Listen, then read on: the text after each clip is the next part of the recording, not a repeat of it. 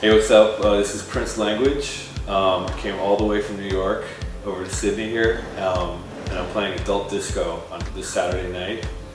Hope you can come down and party with us. It should be pretty good. I can redo that. That's pretty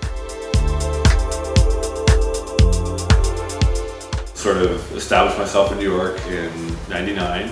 And from there, a couple years later, met Rich Medina from Philadelphia. We started a party called Stone Soul that we did for about 2 years. That grew into something kind of big and kind of had a nice kind of community of people around it who came out to it. And see, a couple years later, started the Negro Clash parties with DJ Dwayne, who is Dwayne Harriet, who's now just a Bim Marks project. She was really putting out some really good edits and original stuff right now. And DJ Lindsay, and all three of us decided to kind of start a party that would re-educate people about the role that black music has played in innovating the use of electronics and electronic music in the context of dance music and music in general. And our first two parties, we had Bantronics, Curtis Bantronic and Afrika Bambaataa as our guests. And kind of that really set the tone for what we were doing. We ended up having the first New York DJ appearance of Larry Heard, Mr. Fingers. We had people like Juan Atkins, Marshall Jefferson, Fab Five Freddy hosted the party one night. So we still do the parties a couple times a year, and they're kind of a really revered institution now. New York City at the moment is having a really interesting moment in that, in terms of people creating music and the kind of general vibe of the dance music scene right now. I mean, things are really fertile, and there's a really incredible kind of community of producers and DJs and dancers and just like party people.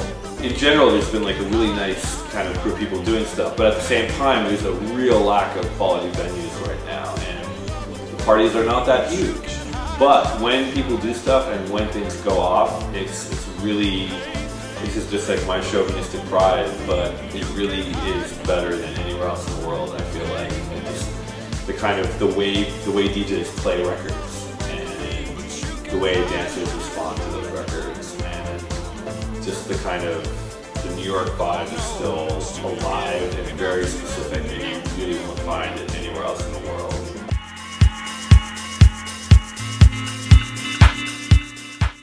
I don't know, I think in general I mean, music and dance music seems pretty healthy right now, and I know it was something I was talking about this the other day with a friend of mine, that like, you know, now, I mean, like, you hear the word disco, for instance, being tossed around a lot, and it's usually being applied to music that maybe technically isn't disco, but at the same time, even though people are using that word inaccurately, I think it's come to be like a catch-all kind of pejorative term for just any music that isn't really cheesy big room club music, dance music, and I think it's a good thing that people are, you know, gravitating towards music like that. You know, I was always into older music and a significant portion of my set has always been older music, and that's always a really important part of it to me. Like, I've always felt that DJing, in a way, is a big part of it is like you're almost participating in, and also kind of helping to propagate like an oral history, like not O-R-A-L, but A-U-R-A-L, like sort of this history of music that really only gets kept alive in clubs and is not necessarily written down or in museums or books.